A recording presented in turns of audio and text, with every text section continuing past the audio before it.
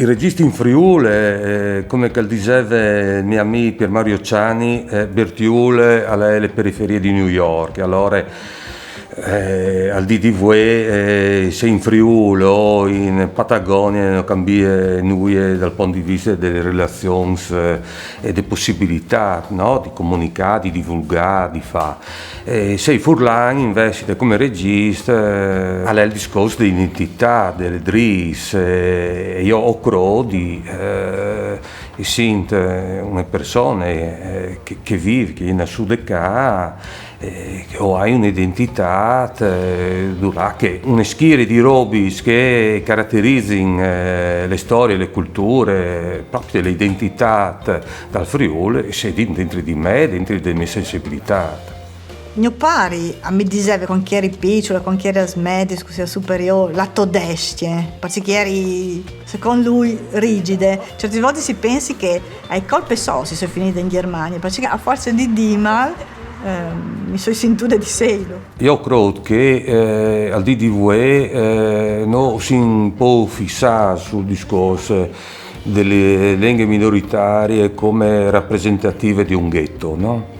Allora, io penso al mercato audiovisivo internazionale e le lingue italiane e nelle lingue minoritarie a livello internazionale. Le lingue dal cinema è l'inglese. Allora, se un prodotto italiano di sei sottotitolato per inglese, parlato al forest, io credo che anche il Furlan, se di una lingua minoritaria come l'italiano, e tal stesso modo ha le stesse possibilità di là su un mercato internazionale come il prodotto in lingua italiana. Non sono differenze, la differenza sta dal contenuto e dalla qualità del prodotto. Gianni? Sei tu arrivato a finire il lavoro per caso? No, finì no, ma... Dal 2008 abbiamo fatto a Udin una convegna su lingue minoritarie e produzioni audiovisive a livello europeo.